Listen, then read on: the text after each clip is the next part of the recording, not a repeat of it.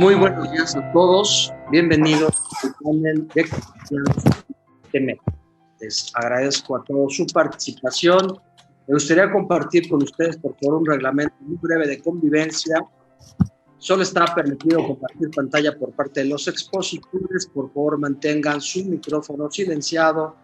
Recomendamos el uso de audífonos. Si existen problemas de comunicación, te recomendamos únicamente tener atención por ahora. Pues nuevamente muy buen día a todos. Espero que se encuentren muy bien. Damos la bienvenida a este panel de especialistas en las mejores prácticas del INEC.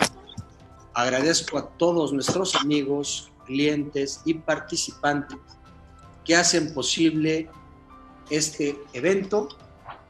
Y mención de honor a nuestros ponentes especialistas en aduanas y comercio internacional, Mirsha Sáenz, Roberto Serralde y Rogelio Cruz Bernet, así como nuestros coanfitriones, el señor Jorge Casa y el señor Alejandro Bortolotti.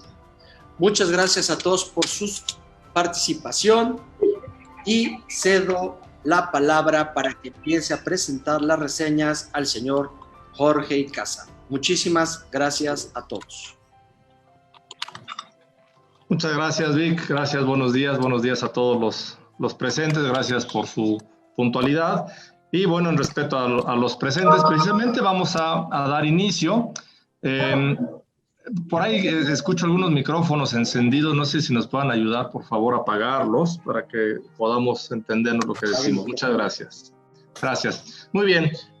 Pues me permito dar la bienvenida al licenciado Roberto Serralde. La verdad es que son muy amplios los currículums de nuestros expositores, así es que vamos a tratar de hacerlo un poco más breve.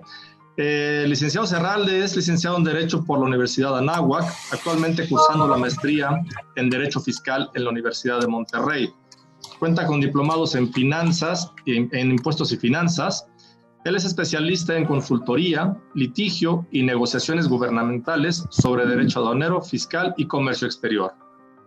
Cuenta con más de 16 años de experiencia en asesoría en asuntos de aduanas, comercio exterior y prácticas desleales de comercio internacional. Actualmente es asociado senior en el despacho Basham, Ring y Correa, a cargo de la práctica de comercio exterior y aduanas en la oficina de Monterrey, y de igual forma es miembro del Comité de Comercio Exterior de Index Nacional, así como miembro y exdirector del Comité de Comercio Exterior de Index Nuevo León. En experiencias anteriores ha colaborado con puestos directivos en empresas como Johnson Controls, Schneider Electric, Chévez Abogados, y ha impartido una gran diversidad de cursos en muchos organismos relacionados a la materia de comercio exterior. Bienvenido, y debo además presumir, como con todos los expositores, un gran amigo y gran profesionista reconocido en este medio. Así es que bienvenido, Roberto, muchas gracias. Gracias, George. Gracias, Robert. Ahora me toca el honor de presentar al señor Mirsha Sáenz. Mirsha es licenciado en Derecho por la Benemérita Universidad Autónoma de Puebla, especializado en Derecho Económico. Cuenta con estudios en Derecho Internacional por la Universidad de McGill en Canadá y en Derecho Fiscal por la Universidad Panamericana. Tiene especialidad en Comercio Exterior y estudió la maestría en Negocios Internacionales, ambos en la Universidad de las Américas. Mirsha tiene experiencia profesional tanto en el sector público como en el sector privado. Inició su carrera profesional en la Secretaría de Economía, fue consultor en Comercio Exterior por Deloitte y coordinador de desarrollo de negocios por la empresa suiza GC, que sus siglas significan Société Générale and Surveillance. Trabajó en la Secretaría de Hacienda y Crédito Público, en la Dirección de Tratados de Libre Comercio, donde participó en procesos de negociación en el marco de la Asociación Latinoamericana de Integración y en la UMC. Ha sido ponente en diferentes foros, tanto nacionales como internacionales, principalmente en temas relacionados con el Tratado de Libre Comercio. Ha escrito diferentes artículos especializados en comercio internacional, y desde 2008 es profesor de negocios internacionales en el Instituto Politécnico Nacional. Mirsha fue reconocido por el Departamento de Estado de los Estados Unidos para formar parte del liderazgo del International Visitor Leadership Program en el rubro de política comercial de los Estados Unidos, y ahora miembro internacional Exchange Alumni En el 2013, Mirsha se unió a Sandler Travis en México como General Manager y hoy día se desempeña como director de Consulting Solutions, bajo las siglas de Status and UPS Company, como parte de la reciente adquisición de la firma por parte de UPS. Mirsha, así como decía Jorge, aparte de ser un gran profesionista, compartimos una muy bonita amistad. Te agradecemos mucho la participación en este foro. Muchísimas gracias. Cedo nuevamente la palabra a Juan y Casa. Gracias, Víctor. Bien, por último, concluimos con la reseña de Rogelio Cruz Bernet, la cual ha sido más difícil resumir su resumen por su vasta experiencia. Pero bien, les platico. Rogelio Cruz Bernet es licenciado en Derecho por parte de la Universidad Nacional Autónoma de México, con posgrado en la Universidad Panamericana en materia de Derecho Fiscal y en el Instituto Tecnológico Autónomo de México, ITAM, sobre el régimen jurídico de comercio exterior. Actualmente se desempeña como socio director de la firma Cruz Bernet Trade and Customs Law, firma afiliada a la red internacional Trusted Trade Alliance, del que es director para América Latina. Él fue socio de la firma Basham Ring Correa hasta el año 2015. De 2005 a 2012 fue socio de la firma Chévez y Cruz Bernet a cargo del área de aduanas y comercio exterior y fundador de la firma International Trusted Trade Alliance. De 2001 a 2003 se desempeñó como Customs Counsel México and Latin America de la empresa Delphi Automotive Systems. Él ha sido expositor y conferencista en múltiples seminarios y congresos a nivel nacional e internacional, especialmente en los Estados Unidos de América, Bélgica, Colombia, Argentina y Turquía. Asimismo, ha sido profesor de maestrías tanto en Alemania como en México. Actualmente es coordinador de la Comisión de Derecho Aduanero del Ilustre y Nacional Colegio de Abogados de México. Es miembro de la Comisión de Comercio Internacional del Instituto Mexicano de Contadores Públicos. Actualmente participa activamente en organizaciones especializadas en el comercio exterior en México, tales como la Confederación Nacional de la Industria Maquiladora de Exportación, es decir, el INDEX, y el Consejo Mexicano de Comercio Exterior y Tecnología, es decir, el COMCE, en su capítulo noreste. Rogelio, tuve que resumir un poco tu currículum porque es muy largo. Disculpa si omití algunas cuestiones importantes, pero bueno, esta es la experiencia de nuestro tercer expositor, Rogelio Cruz Bernet. Bienvenido e igual que los otros, un gran amigo y reconocido en el medio. Y bueno, una vez realizada la presentación de nuestros tres expositores, me permito ceder la palabra al licenciado Rogelio Cruz Bernet para que nos haga una breve introducción de la materia que vamos a tocar durante este evento. Así es que, sin más preámbulo, Rogelio, te cedo la palabra. Bienvenido y muchas gracias. Muchísimas gracias, Jorge. Muchas gracias a Abado, Víctor, muchas gracias por la invitación, Alejandro, y desde luego compartir esta palestra con Roberto y con Mirsha. Bienvenidos todos, gracias por estar aquí. Bueno, vamos a comenzar poniendo un poco en contexto de dónde venimos hasta llegar finalmente a esta entrada en vigor del nuevo Tratado de Libre Comercio México, Estados Unidos, Canadá. Como todos saben, hace 35 años comenzó un proceso muy interesante de transformación en la política comercial y en la política exterior mexicana.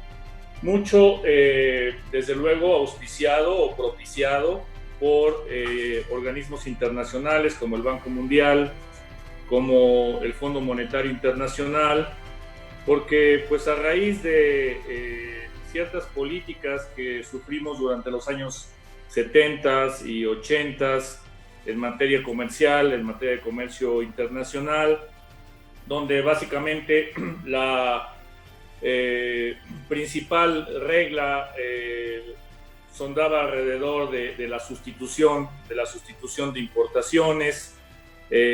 Comenzamos con la sustitución de importaciones de bienes de consumo por allá de los años 70 y después poco a poco esta sustitución de importaciones, esta política de sustitución de importaciones se fue extendiendo a bienes intermedios y finalmente a bienes de capital. Pero esta cerrazón al mercado internacional, pues desde luego había llevado a México, amén de otras muchas situaciones, había llevado a México a a un punto de quiebra económica grave. Todavía recuerdo en mis inicios como pasante teníamos que hacer cálculos de inflación de 287% al año para que se den más o menos una idea. Entonces, ante esta situación, ante esta grave situación económica, desde luego, en el periodo del gobierno de Miguel de la Madrid, estos organismos internacionales instan al gobierno mexicano a la apertura. Y afortunadamente hubo una buena respuesta por parte de nuestro gobierno en ese momento. México comienza a explorar un camino que había abandonado en la época de López Portillo de ingresar al GATT. Finalmente retoma este tema de ser miembro del GATT en el año 1987 y a partir de ahí comienza esta gran historia. A partir de ahí comienza esta gran historia de apertura del comercio exterior, al punto que pues de esa historia quizá hoy estamos aquí todos reunidos, porque recuerdo incluso en mis inicios cuando en 1990 comencé a dedicarme al comercio internacional, al comercio exterior, al derecho aduanero, que era como un área compartida con derecho administrativo en el despacho donde trabajaba entonces, que es donde está ahora Roberto Serralde. El área de derecho administrativo veía algo de aduanero y también veía juegos y sorteos, o sea, así de importante era la materia, ¿no? Pero poco a poco vino este boom y pudimos saltar a transformarnos verdaderamente en especialistas en materia de comercio internacional, todos nosotros, carreras que en ese entonces, pues quizá nadie hubiera pensado que se iban a agregar a la currícula de las universidades. Hoy día son el cotidiano de cualquier universidad que se respete. Los departamentos de cumplimiento regulatorio, compliance en las empresas para el área de comercio exterior, pues estaban reducidos verdaderamente a un accesorio de algún otro departamento, de un área de logística, de un área de compras o de un área de supply chain, o vivían por ahí en algún rincón dentro de los departamentos de fiscal. Y hoy día pues realmente hemos visto que este boom comercial pues ha llevado a una alta especialización donde todos ustedes son desde luego protagonistas. Perdón. Entonces, básicamente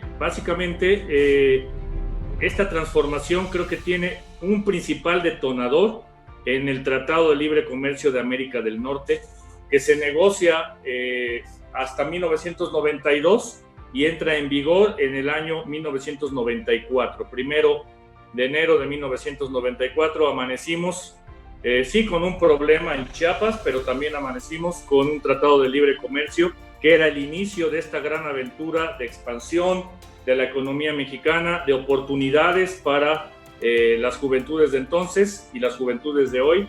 Y este tratado significó, desde luego, la política, quizá la política pública más trascendente de los últimos 30 años en nuestro país.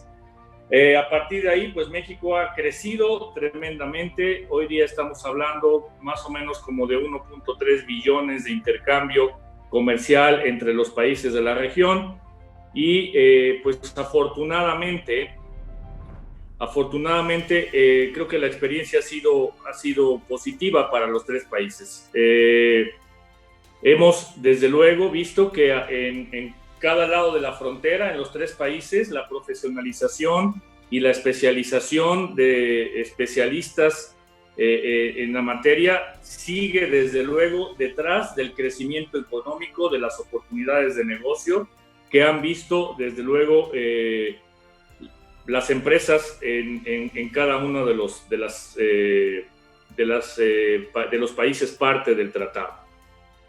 Así llegamos finalmente a una embestida quizá de comentarios primero y después finalmente de algunas tesis, de voces que se sentían un poco insatisfechas con los alcances que tenía el Tratado de Libre Comercio de América del Norte, también en uno y otro lado de la frontera. Hay quien pensaba, e incluso pues hubo hasta campañas en ese sentido, de que el tratado no estaba debidamente equilibrado, que si el tratado no había finalmente hecho justicia a todos los sectores sociales de nuestros países, si había disminuido o aumentado el empleo en un lugar o en otro. Y finalmente se plantea la necesidad de crear un nuevo tratado, que algunos vimos como una gran oportunidad, no porque el Telecán estuviera mal, lo hemos visto como una gran oportunidad para modernizar el tratado. Ya en un momento más hablaremos de las diferentes etapas o de los diferentes modelos de tratados internacionales, y podemos desde luego conocer cómo el Tratado de Libre Comercio México, Estados Unidos y Canadá es hoy un tratado de última generación. Esta oportunidad de modernización fue bienvenida por todos. Hay otras reglas que definitivamente nos han dejado a todos también preocupados, porque ciertamente pareciera que para algunos sectores, en lugar de abrirse aún más las oportunidades, hoy día se enfrentan a incertidumbres sobre cómo cumplir, cómo acceder al tratado, cómo poder continuar con este desarrollo exponencial que hemos vivido las últimas 3 décadas. Y pues de eso es que vamos a hablar el día de hoy. Creo que ya me excedí un poquito de tiempo, pero aquí, Jorge, cedo la palabra. Creo que Mircea puede complementar algunos puntos de los que hemos tratado. Y bueno, pues creo que este es el piso sobre el cual vamos a partir en nuestro seminario del día de hoy. Mircea, ¿tú qué opinas sobre la actualidad del TEMEC? Desde tu perspectiva, ¿qué estaríamos revisando en la parte de la actualidad del TEMEC? Bueno, primero gracias por la invitación. Quizá nada más hilando las ideas con lo que comentaba Roger, es entender un poco qué tipo de tratado es el TEMEC, ¿no? Porque mucho se ha dicho que tenemos un tratado nuevo, que es un nuevo acuerdo, que vamos a exponenciar la integración económica de Norteamérica, y nos olvidamos a veces que el TEMEC es la modernización del Telecán, que es un tratado que ha funcionado por 26 años y que ahora se está modernizando, ¿no? Recordemos que un poco en teoría de la integración económica y ligado a la historia comercial de Estados Unidos, los tratados o acuerdos internacionales los tenemos a veces por generación. Es decir, aquellos acuerdos o tratados que son puramente comerciales, hablando quizá de los 80 para atrás, antes de la ronda de Uruguay que crea el GATT del 95 y la OMC, los acuerdos eran conocidos como acuerdos de primera generación, porque realmente solo regulaban el comercio entre los países, mayormente bilaterales, pero teniendo como base el GATT era más hacia regulación de comercio de bienes, y un claro ejemplo para México es cuando nos suscribimos a Aladi, por ejemplo, ¿no? Y posteriormente el Telecán, vemos la estructura del Telecán y las reglamentaciones, las regulaciones del Telecán van más enfocadas al intercambio de mercancías, no ir más allá, a pesar de que tenemos capítulos que ya hablan de propiedad intelectual o de servicios o de telecomunicaciones, están muy limitados, y los temas ambientales y laboral, por ejemplo, están en cartas paralelas, en acuerdos paralelos. Y después, cuando finalmente se firma, Estados Unidos empieza a tener otros acuerdos comerciales en Latinoamérica, principalmente con Chile, por ejemplo, o CAFTA. Hablamos cuando vamos ampliando el capitulado a otros sectores, por ejemplo, servicios, profundizamos en propiedad intelectual, vamos pasando a una segunda generación, y cuando ya metemos temas políticos, de política pública, ya estamos pasando a tratados de tercera generación, y cuando ya regulamos de manera comunitaria, si lo podemos ver así, y nos vamos integrando aún más, en políticas públicas, estamos hablando de cuarta generación. Y justamente el TEMEC viene a ser esa modernización a un tratado de cuarta generación, donde podemos ver, por ejemplo, capitulados que no tienen nada que ver, entre comillas, con el comercio, como pueden ser, por ejemplo, el capítulo de laboral, ¿no? O el capítulo de medio ambiente, o incluso el capítulo 27 de anticorrupción, o las buenas prácticas regulatorias. Incluso cuando vamos y vemos el capítulo 33 de política macroeconómica, va más allá de los bienes. Entonces, a pesar de que tenemos 34 capítulos en el TEMEC y 24 son modernizados, porque tenemos, por ejemplo, comercio digital, ¿no? Que en el 94, pues no sé qué tanto podríamos comerciar de manera digital o con la aplicación tecnológicas, a llegar a un punto de regular políticas macroeconómicas, ¿no? Entonces, era un poco quizá el intro hacia dos temas principalmente. Una, que no estamos frente a un nuevo tratado per se, sino a la modernización de una integración económica y comercio con Estados Unidos desde hace 26 años a través del Telecán, pero que sí viene a ser un tratado de nueva generación, de última generación, cuando integramos ya sectores y capítulos no relacionados directamente con el comercio de bienes, servicios, etcétera. Y también viene a ser un reto para México para poder maximizar los beneficios que nos pueda ofrecer el TEMEC, ¿no? Muy bien. Robert, en tu experiencia, ¿qué podemos esperar? ¿Qué podemos esperar del TEMEC?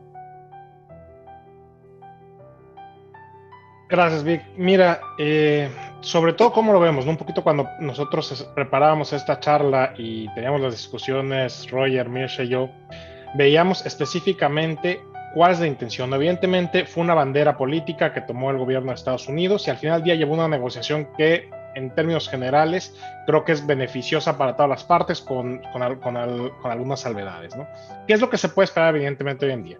Ahorita que nos platicaba Mirsha de que el TEMEC es un tratado de cuarta generación, también hay que adicionarle que toda la base o mucho del contenido que viene actualmente en el nuevo TEMEC tiene el sustento con el Acuerdo de Facilitación del Comercio, ¿no? Entonces, el Acuerdo de Facilitación del Comercio, que se firmó en 2013, México lo ratificó en 2016 y que lo implementamos o que entró en vigor formalmente en 2017. Entonces, mucho de la estructura que hoy en día tiene el TEMEC, evidentemente, es del Acuerdo de Facilitación. Entonces, yo la primera cosa que sí veo notablemente es que con el TEMEC vamos a ver que la región va a buscar que haya mayores beneficios y mayor rapidez en la forma en que hacemos negocios. No estamos descubriendo la panacea, ya sabemos cómo estábamos operando con el NAFTA.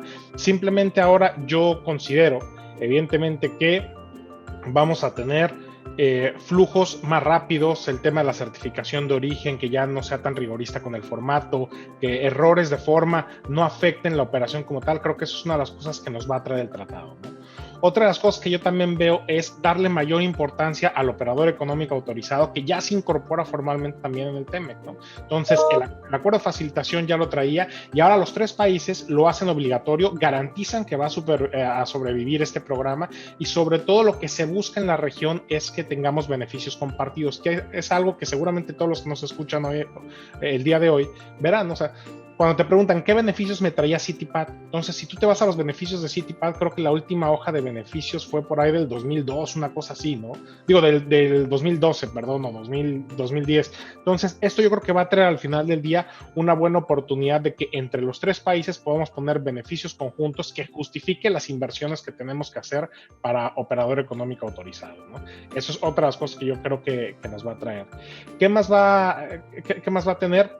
La agilidad en el despacho aduanero. Ya tenemos hoy en día el despacho conjunto, que esto nace igual del acuerdo de facilitación, y creo que vamos a expandirlo más y cada vez va a ser una figura que nos permita como operadores tener una aduana mucho más rápida, ¿no? Si bien ahorita quizá el tema político actual en México y un poco lo que ha comentado tanto el presidente como el administrador general de aduana y las recientes medidas de enfocarlo con mayor seguridad, en este momento sean necesarias, pero en el corto plazo o en el mediano plazo, quizá sí vamos a ver una facilidad o tener unos cruces fronterizos mucho más expeditos. ¿Y esto qué te va a traer?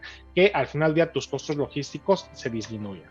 Y finalmente, algo que sí va a ser muy importante y que podemos esperar del TEMEC es que va a cambiar la forma en la que tenemos hoy en día nuestro sourcing. Esos días donde teníamos muchos proveedores asiáticos ya no los vamos a ver tan de cerca. Vamos a migrar a un esquema de nearshoring, de reshoring de nuestras cadenas de valor para poder tener una integración más focalizada en la región o inclusive tratar de tenerlo más cercano dentro del propio continente, ¿no? Entonces no descartemos que algunos procesos, algunos productos tengamos un sourcing mucho más cercano. Ya vimos que el COVID-19 nos enseñó que una disrupción en tu cadena evidentemente te mata con los lead times y el recuperarte para poder tener otra vez productos va a ser complicado. Entonces creo que serían las 3 cosas que vería que podemos esperar en el TEMEC a grandes rasgos macro, ¿no? Y ahorita vamos a pasar ya a ver un poco los beneficios más palpables y los retos que nos vamos a enfrentar. Muchísimas gracias, Robert. Cedemos la palabra a Jorge Casa. Bien. Gracias, Víctor. Gracias, Robert, y gracias a los 3 expositores. Bien, vamos a dar ahora inicio a una sesión de preguntas. Estamos manejando un concepto donde se recibieron y se plantearon muchas preguntas a los expositores con el objetivo de que tratemos de abarcar pues, temas de interés general, pero aplicados a alguna pregunta, y de ahí se desprenderán pues, explicaciones que serán de interés de todos los asistentes. Así es que la primera es, siguiendo contigo, Robert, ya que estás calientito y parte de tu introducción, si nos platicas cuáles consideras los principales cambios estructurales que hay entre el Telecán contra el TEMEC para la operación aduanera. Mira, los cambios que yo considero que son mucho más relevantes de cara a la operación aduanera, primero, ¿no? Lo que comentamos del acuerdo de facilitación. Entonces, tenemos ya una exigencia como tal de que haya una publicidad de las decisiones que se están tomando como gobierno, de los programas y la legislación. Entonces, si bien todavía tenemos mucho camino que recorrer, pero ya por lo menos de estas primeras 2 semanas y media, 3 semanas en que ya tenemos el tratado en vigor, sí hemos visto esfuerzos muy importantes que no sé en qué vayan a derivar por parte del gobierno federal, ¿no? Pero tenemos ya los micrositios por parte del SAT, tenemos algunas preguntas frecuentes, podemos estar de acuerdo con ellas o no, pero eso es un buen ejercicio. Tenemos la calculadora de origen, vamos a verificar si esto es funcional o no como tal, pero es algo interesante por lo menos para pequeñas y medianas empresas, ¿no? Tenemos de igual manera ya la línea específica, el correo electrónico tanto del SAT para consultas como la línea Marcasat para dudas específicas. Entonces, este va a ser uno de los cambios principales que estamos viendo, la publicidad que nos exige de las regulaciones el propio TEMEC, ¿no? Y esta comunicación que se debe tener entre los operadores comerciales, ¿no? Otra de las cosas es que se va a dar más importancia a las resoluciones anticipadas, ¿no? Tanto de origen, tanto confirmaciones de criterios o inclusive también sobre clasificación arancelaria, ¿no? Que a lo mejor la habíamos descuidado un poco y yo creo que ahora toma un poco más de relevancia, ¿no? ¿Qué otra cosa también veo que existe? El tema del operador económico autorizado, que ya lo mencionaba yo en mi introducción, pero sí creo que viene una ola de nuevos beneficios que van a ser mucho más asequible para todas las empresas el poder subirse al esquema de OEA, y eso va a facilitar al final del día, como les digo, ¿no? Justificar esos proyectos que generalmente las empresas no se suben, no por otra cosa, sino por lo que representan recursos financieros, el invertir en cámaras, en seguridad patrimonial, en bardas, toda esta cuestión es muy costoso y hay que justificar de cara a las organizaciones o a los corporativos o con los principals el hecho de por qué necesito tener esta inversión. Entonces, armonizando beneficios entre la región creo que va a ser mucho más fácil que permee entre todas las organizaciones el tenerlo aquí, ¿no?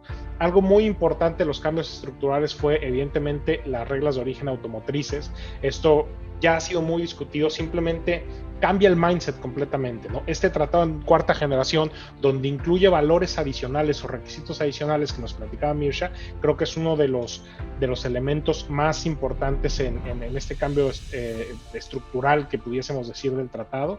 Entonces ahora tenemos 3 factores, ¿no? Además del valor de contenido regional, tenemos valor de contenido laboral, tenemos el tema del acero y tenemos evidentemente una segregación de partes automotrices en estos 3 subgrupos especializados, que es un cambio muy, muy importante, ¿no? Y otra de las cosas que yo también veo, el tema laboral, ¿no? Este capítulo laboral donde hoy en día te exige más allá de lo comercial, más allá del tema de libre comercio, te pone requisitos adicionales para garantizar que se respeten los derechos de los trabajadores, es muy, muy importante, y sobre todo por los mecanismos de respuesta rápida, ¿no? Que vamos a ver un poco más adelante también en la sesión de hoy. Pero eso ¿qué deriva? 2 cosas importantes. Una, la forma en que elegimos a nuestros proveedores, y 2, los requisitos que le vamos a tener que pedir con nuestros departamentos de compras, con nuestros equipos comerciales, y sobre todo en la industria automotriz, cómo es que van a funcionar hoy en día los proveedores dirigidos. Porque si tú me estás diciendo que tengo que contratar con cierto proveedor, pero este proveedor a lo mejor no me demuestra que cumple con los requisitos de libertad sindical y este tipo de cuestiones que se establecen ahí, quizá también va a ser un cambio interesante que tenemos o que vamos a tener hoy en día, ¿no? Entonces, quizá estas serían las 4 vertientes principales que tiene el tratado, donde yo veo que nos va a afectar más en la operación aduanera per se.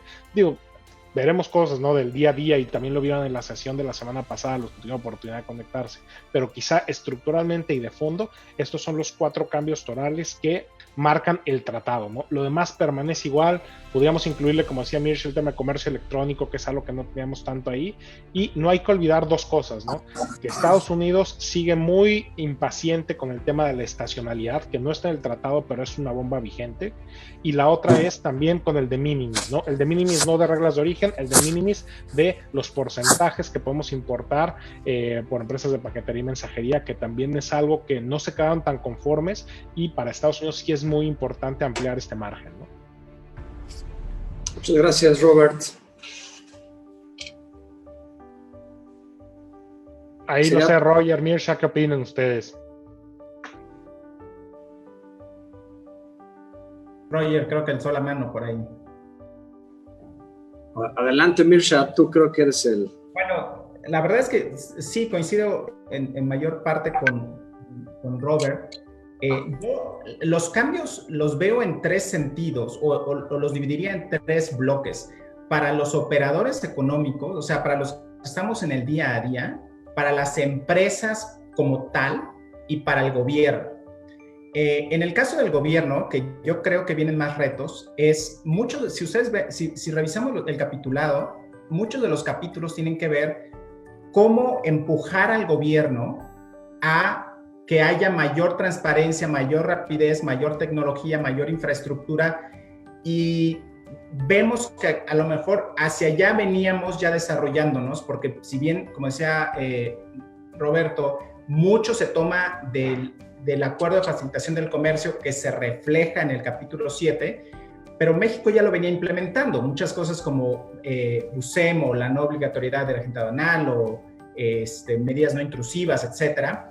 Pero creo que capítulos como el de buenas prácticas regulatorias, el de facilitación del comercio y de aduanas, van a empujar a que sea mucho más rápido el despacho, a que sea mucho más transparente las regulaciones, y que el gobierno sea más eficiente. Para las empresas, creo que el cambio también viene a toda la parte de la administración del sourcing, sino de la cadena de suministro, justamente, porque además de las reglas de origen, todas las demás regulaciones como laboral o medio ambiente harán que deban pensar, ¿no?, el management a cómo jugar con el sourcing, con las leyes locales que se van a adaptar, y finalmente hacia los recursos tanto humanos como materiales.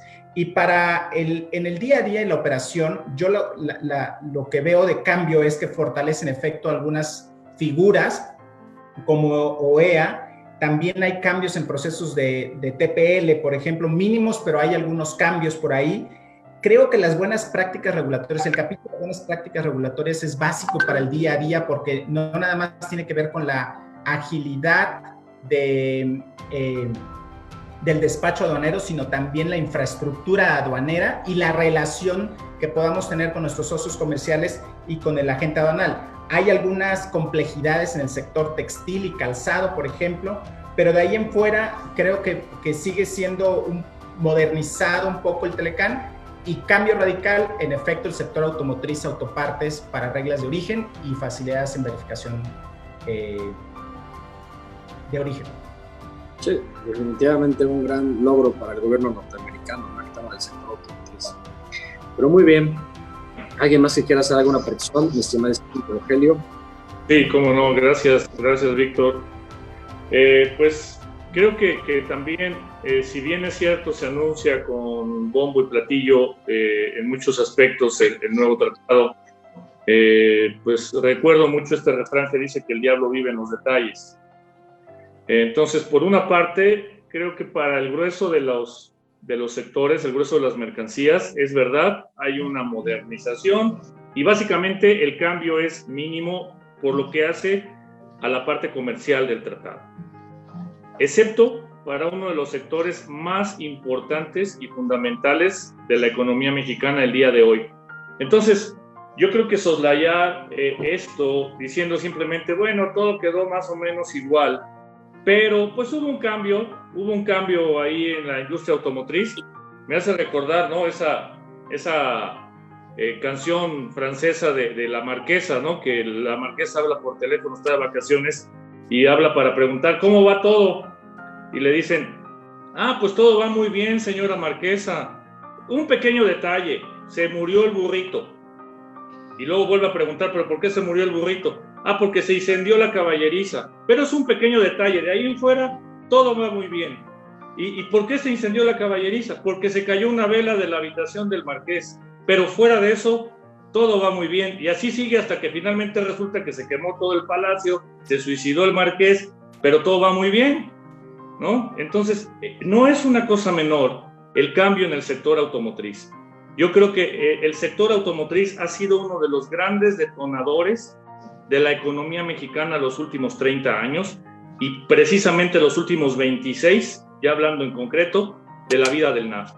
Entonces, estos cambios sí son verdaderamente, en mi opinión, importantes, graves, y será desde luego crítico y estratégico que la academia, el foro, desde luego los especialistas, las empresas y sus especialistas internos y el gobierno trabajemos de la mano para poder encontrar mejores soluciones y no permitir que vaya a existir una merma, una reducción en el crecimiento y en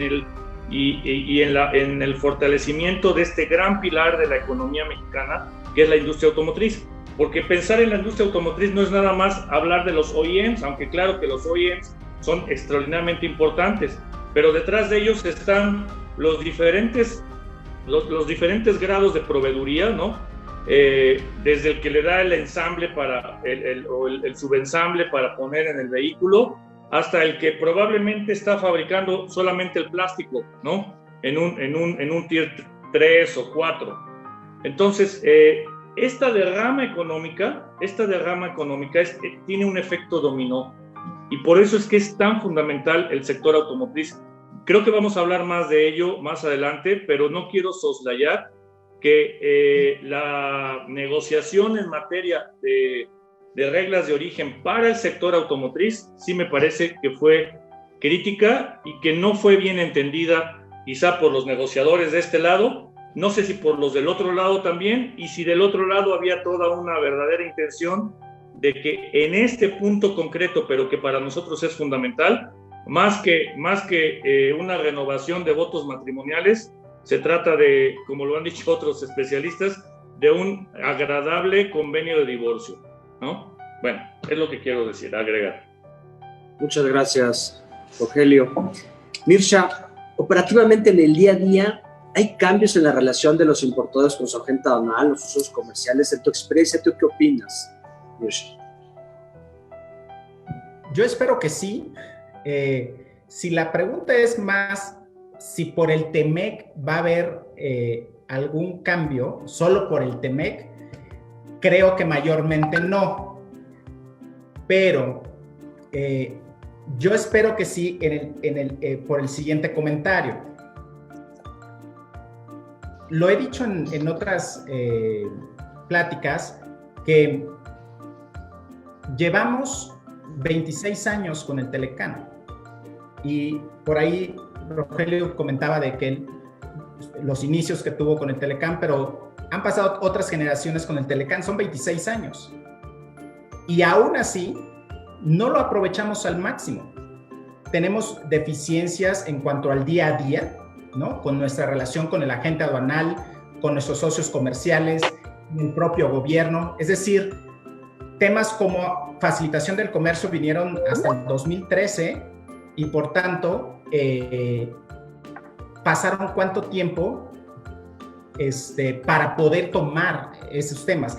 Pero creo que debiera haber cambios en el sentido de tener mayor responsabilidad como importadores o exportadores, como operadores económicos, para con la relación en dos sentidos, en la relación con nuestros socios comerciales, o sea, proveedores, clientes, y también con el agente aduanal, porque históricamente los importadores, hablo más de importadores porque las regulaciones, por lo menos en México, están muy enfocadas a importación. Hemos dado un papel, o más bien hemos dado una responsabilidad mayor al agente aduanal para casi todo y nosotros nos hemos hecho como un poco hacia atrás a menos que haya problemas y creo que el TEMEC es una oportunidad para poder retomar ese papel de responsabilidad en cuanto a la documentación, la información, la incluso transportación, despacho y desaduanamiento. Entonces creo que tenemos que ir hacia esos cambios. Ahora, por el TEMEC, ¿qué es lo que veo que puede cambiar una relación del día a día? En primer lugar, creo que el TEMEC recoge mucho de la experiencia mexicana de la práctica aduanera. Por ejemplo, en el caso de la certificación de origen, que facilita la certificación de origen, y de hecho, a mí hay una frase, un clausulado en un artículo del TEMEC que lo primero que pensé fue en los agentes aduanales de México, donde dice, donde no se podrá rechazar el certificado o el documento de origen por cualquier error mínimo. Y recordemos que muchas veces pasaba que si no venía en el formato, si no venía completo, si el formato de la fecha, si el formato del nombre no era la autoridad, sino a veces el agente aduanal hasta ahí quedaba y lo regresaba. Y en el caso de Estados Unidos, que es mucho más simple el proceso, pues se retoma eso en el TEMEC. Incluso el tema de ser un documento electrónico digital, la firma digital. Entonces, esos cambios creo que van para allá. Pero también va el cambio a que el importador va a ser más responsable por lo que se declare. Por ejemplo, el hecho de que una certificación de origen lo haga el exportador productor y en 3 años y medio el importador, en el caso de México, si empieza una auditoría, la verificación de origen puede iniciar con el importador y el importador está involucrado en todo el proceso. Entonces, creo que esos cambios, estos cambios por el TEMEC y lo que hemos aprendido históricamente en el Telecán, nos debieran servir para fortalecer 2 áreas, la de compliance dentro de la empresa y de la consolidación de las relaciones comerciales con nuestros socios, tanto proveedores, clientes, como agente aduanal. Muchas gracias, Misha. Gracias, Misha.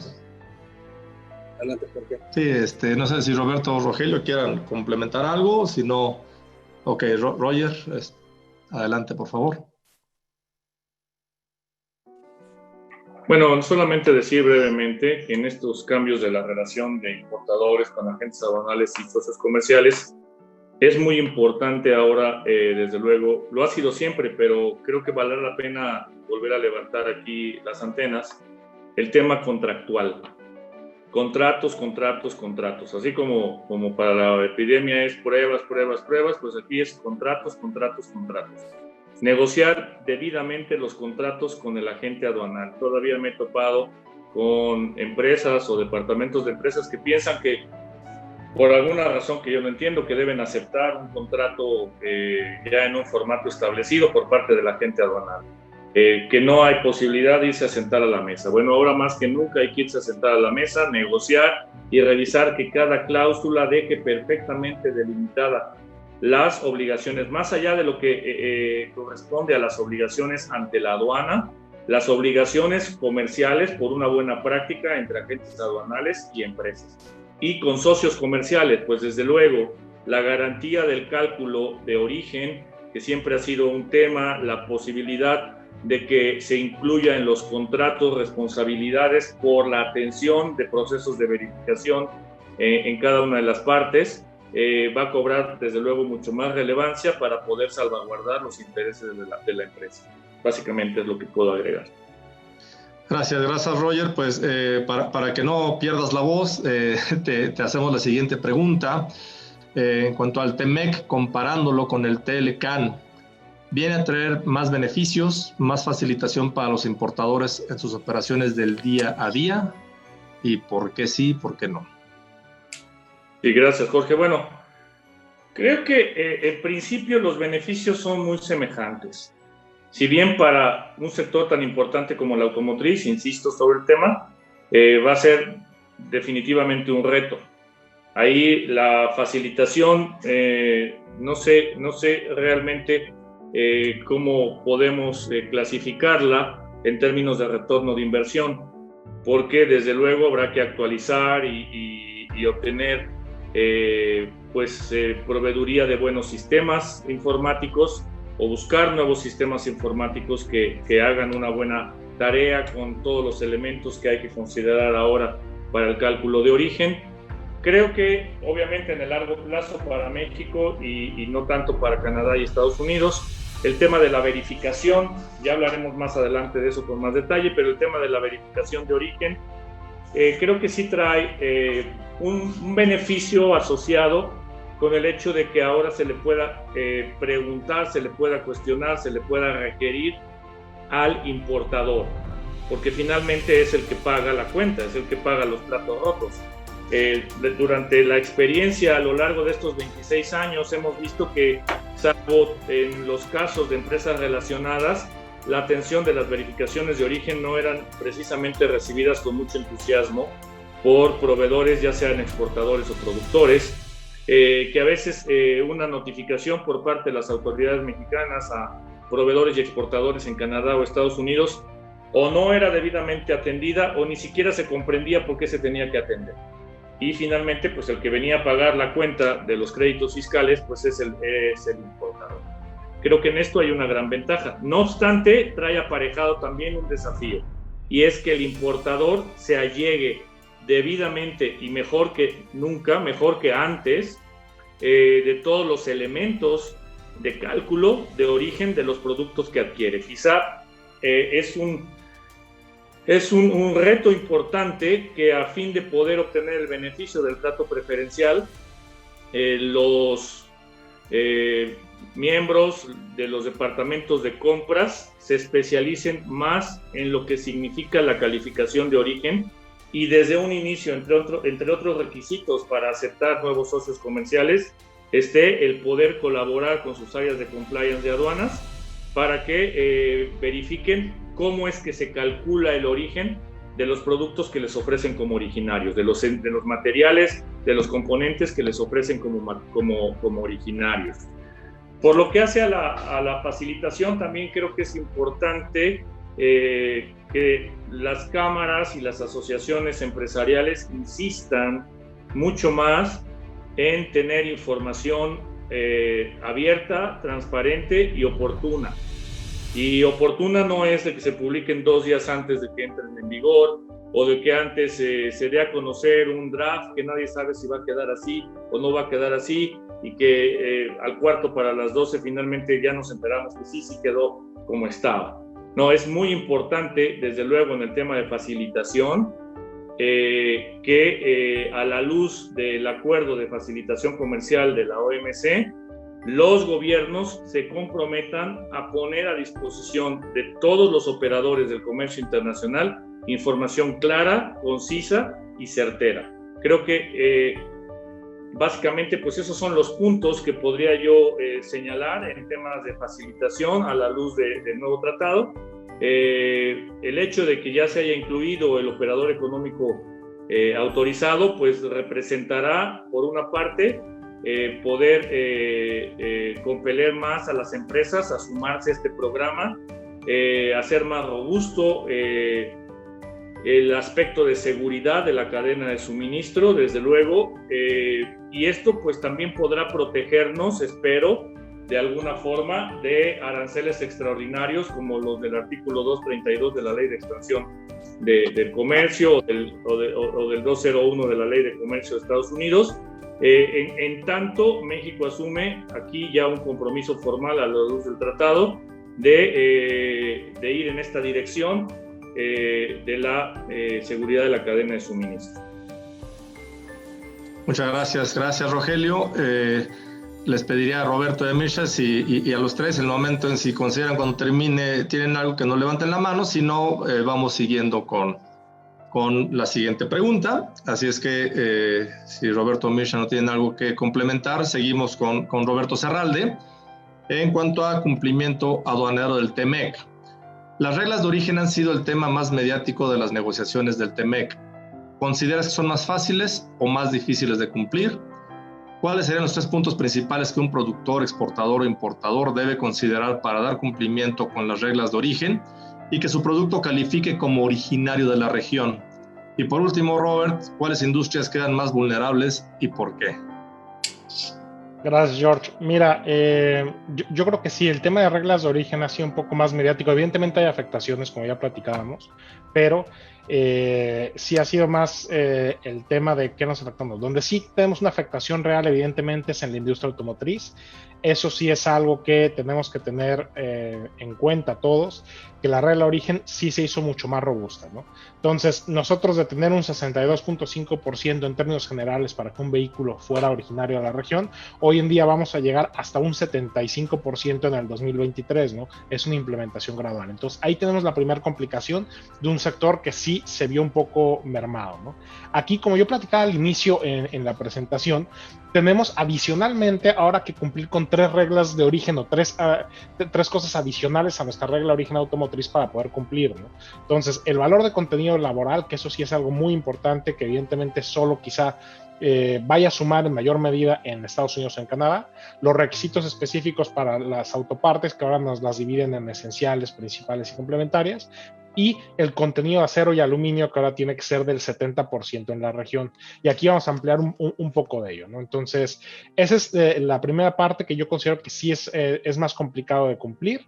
Y ¿qué va a traer como consecuencia, ¿no? Que tenemos que enfocar también un poco los esfuerzos como industria en México, y ya no vamos a ver quizá tantas OEMs que se vengan a instalar aquí al país, sino más que nada vamos a tener industria de autopartes, ¿no? Entonces, la regla automotriz es más difícil de cumplir, la regla de textiles es más difícil de cumplir, pero no todo está malo, ¿no? También tenemos algunos sectores donde la regla de origen ahora es más beneficiosa. Tenemos en el sector de la remanufactura, donde ahora los bienes originarios que recuperados al final del día vamos a poderlos considerar como originarios de la región, evidentemente si se utilizan en los productos remanufacturados, ¿no? La industria química también tiene algunos procesos donde ya es mucho más fácil cumplir con la regla de origen.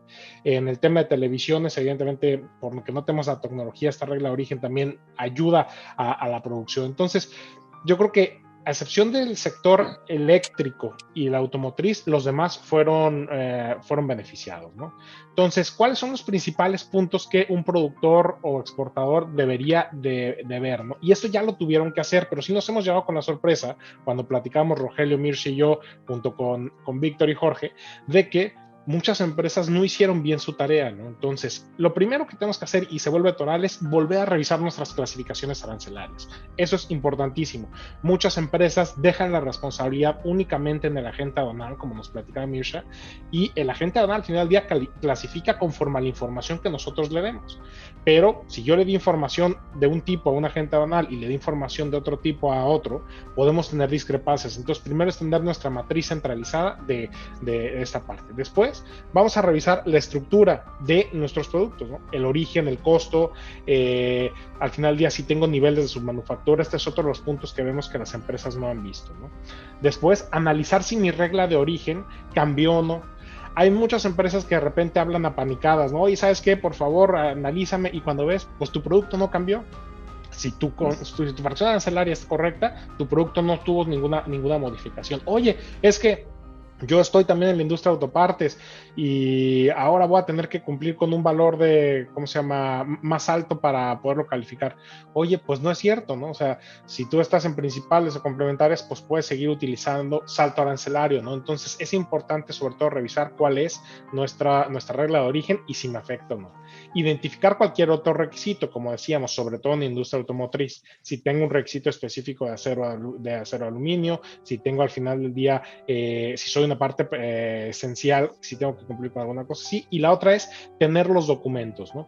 ¿Cuántos de nosotros tenemos verdaderamente los documentos o cuántos de nosotros dejamos que lo firme cualquier persona o que lo firme mi corporativo en Estados Unidos, la persona que hace los embarques?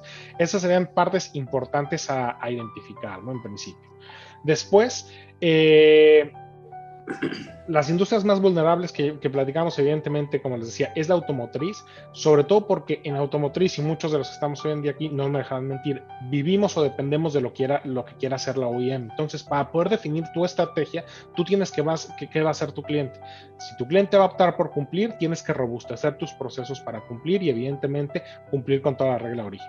Si tu cliente decide, no voy a cumplir y voy a pagar el 2.5 arancel en Estados Unidos, entonces tú pudieses empezar a relajar un poco tus criterios y tener un enfoque más enfocado a costos más que a cumplimiento de la regla de origen, salvo que también te pidan que sigas cumpliendo con la regla de origen anterior para poder entrar dentro de este seguro que tenemos si es que Estados Unidos decide incrementar el arancel, ¿no? Son las cosas que yo veo específicamente de cara a las reglas de origen que serían mucho más torales, ¿no? Y también es importante tomar en consideración algo. Mirsha nos va a platicar de esto adelante, pero Estados Unidos lanzó dentro de sus las reglas de implementación y también ha hecho esta manifestación pública que los primeros meses van a ser mucho más condescendientes, si lo quieren decir así, con las empresas. Entonces, quizá podemos ver que mis proveedores, mi corporativo puede no estar tomando o no puede tener tanta prisa por cumplir o por tener todo el soporte documental en estos primeros meses basado en esa declaración del CBP. Por el contrario, México no ha expresado nada en ese sentido y seguirá conforme a la normativa y en su momento podrá ser exigible cualquier documentación y tendremos que demostrar el análisis de origen que hayamos hecho y tener la documentación para demostrar que los bienes califican. Entonces, sí es importante tenerlo ahí en consideración. Yo diría que son los puntos torales que hay que ver. Vuelvo a insistir, automotriz es la clave y sobre todo no apanicarse, ver verdaderamente qué produces y si te afectó la regla de origen. También para quién produces. O sea, no es lo mismo producir para incorporar tu bien en un vehículo automotor que hacer partes de servicio, ¿no? Entonces, partes de servicio tú sigues actuando conforme a la regla de origen general. Vehículos automotores o vehículos ligeros tú tienes que cumplir si te aplica con la regla de origen. Muy bien. ¿Alguien más que quiera hacer algún comentario, Mirsha o Rogelio? O pasamos a la siguiente pregunta. Bien, siguiente pregunta, por favor. En el proceso, te la dirigimos a ti, mi estimado Mirsha. El proceso de verificación de origen ha sido un tema de discusión constante, incluso cambios legales internos bajo el Telecán, ahora con el TEMEC. La pregunta sería, ¿cuáles consideras que serán los retos que podrían enfrentar los importadores, exportadores, productores en este tema y cómo dar el cumplimiento adecuado? Bueno, quería nada más complementar algo de Robert de la pregunta. Va ligado realmente, porque no pensaba decirlo de Estados Unidos, pero ya que me invitó a hacerlo, en efecto, CBP emitió un comunicado que los primeros 6 meses iba a ser como flexible, pero tampoco ha publicado reglamentaciones uniformes. En el caso de México, nosotros ya publicamos reglamentaciones uniformes que incluso debiéramos revisar la traducción del español, porque por ahí pareciera que hay una flexibilización de ciertas reglas de origen en el sector automotriz que están en el tratado, ¿no? Pero mi comentario va en el sentido de como importadores o como operadores en México debemos separar este chip, que ya lo veníamos haciendo, pero separar entre lo que pasa en Estados Unidos por CBP, ¿no? Que siempre han sido un poco más flexibles o con mayor confianza hacia los importadores, y la otra es cómo ha actuado el SAT con el Telecán y cómo esperamos que va a actuar con el TEMEC, sobre todo, por ejemplo, en verificaciones de origen, ¿no? Que siempre han sido como más estrictos, digamos, en su aplicación literal cuando es el SAT que cuando es el CBP. Entonces, por allá, incluido indicadores, por ejemplo, se crearon un indicador S para cualquier país por aquellos retornos a Estados Unidos, con país de origen Estados Unidos. Y la otra era en el sentido de, y esto a lo mejor también se los diré a mis alumnos ahora en el próximo semestre, que cuando hablábamos de reglas de origen y les explicaba cuándo una mercancía es originaria, ya no es eso. Porque el cumplir con una regla de origen no hace que tu mercancía sea originaria. Hace que cumplas con la regla de origen, porque además para ser originario tienes que cumplir, como ya lo mencionaban aquí, es si le aplica o no una regla de acero aluminio, y si le aplica un contenido laboral y alguna otra regulación. Incluso no nada más, por ahí decía Robert, de qué es lo que fabricas y a quién se lo vas a vender, pero además no es si vas a un vehículo automotor o vas al mercado de refacciones, sino también a qué tipo de vehículo, ¿no? Si es de pasajeros, si es un camión ligero o un camión pesado, que ahora son las nuevas clasificaciones. Y además, si tu bien, hablando siempre del sector automotriz, si tu bien es un bien esencial, es un bien principal, es un bien complementario, y si hay un requisito especial en los anexos para ese bien, o sea, es mucho más complejo cumplir. Pero el sector automotriz, porque realmente fue donde se enfocó la negociación, y creo que era por lo menos el objetivo político del gobierno de Estados Unidos, y creo que lo hizo muy bien. Para el caso de otros sectores, creo que también debemos recalcar que el sector textil y quizá calzado puede ser también más complejo. Ahora, las verificaciones de origen, creo que se suma toda la experiencia que hemos tenido con el SAT en el tratado. Muchas cosas que venían en reglamentaciones uniformes se subieron al tratado, hablan de las mismas formas de las verificaciones, que es por cuestionario, por visitas domiciliarias, y una tercera opción que viene desde el Telecán, que es otras, que acuerden las partes, que yo en lo personal no he sabido de otras, que acuerden las partes desde el 95, pero esas son las formas. Ahora, ¿qué cambia? Es que pueden iniciarse al importador, al exportador o al productor. Si inician con el importador, pueden no terminar ahí, puede terminar ahí, pero pueden no terminar ahí e irse directamente a exportador o productor, dependiendo quién es el certificador y si se conoce el productor o no. Lo otro son los tiempos. Hay tiempos mucho más establecidos donde te dice, ok, 90 días, y ponen algo que nosotros es más regular en legislación mexicana, que es 90 días cuando se tenga la información y documentación completa, ¿no? Que eso es cuando la autoridad considerará que está completa, o darle otros 120 días y darle 90 días adicionales para concluir en 210 días, un poco menos de un año, que realmente el promedio había sido un año. Pero lo otro es, también incluyen o limitan, digamos, la solicitud de documentación a lo que tenga que ver con origen. Eso también, eso es positivo, pero también lo hace abierto o lo hace claro de que en cuestionario o en visita se les va a pedir documentación que tenga que ver no solamente con la producción, que muchas veces son las que lo que nos enfocamos, sino tiene que ver con la compra de componentes, el pago de esas componentes, el transporte, envío, que eso es algo nuevo, de eso, la producción y después la venta, ¿no? Transporte o envío y el pago. Entonces, toda esa responsabilidad es la que debemos tener documentada al momento de una verificación. Entonces, eso creo que hace más dinámico. Creo que el SAT ya está más acostumbrado a esa dinámica. Nos tocará a nosotros, ¿no?, poder tener toda esta documentación y proporcionarla. Algo quizá también nuevo son las visitas sorpresa en el sector textil. Si bien los tiempos son similares sin considerar el primer periodo, pero sí hay en el que se le anuncie a la embajada o al país anfitrión allá a quienes o no se les va a visitar, pero finalmente es como una visita domiciliaria del SAT en México, ¿no? Van, nos tocan la puerta y nos entregan el documento donde dice te vengo a verificar con este fundamento y para estas operaciones. Y entonces, corre de ahí el mismo procedimiento. Algo positivo también, que ya lo veníamos manejando, por lo menos en México, es el involucramiento de todas las partes, principalmente el importador, en todas las fases, y también de que estos puedan proporcionar directamente documentación a la autoridad.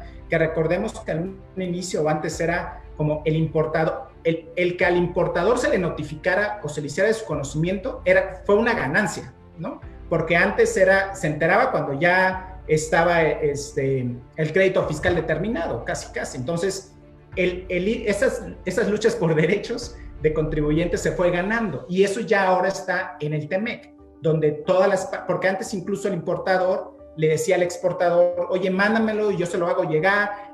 Era más económico con la autoridad, y ahorita ya está más regulado para que todas las partes puedan participar y se pueda la autoridad de allegar de mayor documentación e información. Entonces, creo que es más claro, más transparente, más dinámico, pero también de mayor responsabilidad para todas las partes. Y aquí a lo mejor vale la pena adelantarme un poco, pero es lo que yo decía, el de no haber aprovechado el Telecán en 26 años, es las verificaciones de origen iniciadas por el SAT, mayormente a exportadores o proveedores, productores en Estados Unidos. El 80%, y aquí están Robert y Roger expertos también en esto, es el 80% de las negativas, de las resoluciones negativas, han sido porque el exportador o productor no contestaron, no se les permitió la visita o entregaron los documentos que ellos quisieron. No tuvieron que ver ni siquiera con la recorrida. Entonces, esto nos trae una mayor responsabilidad también como importadores a participar ¿no?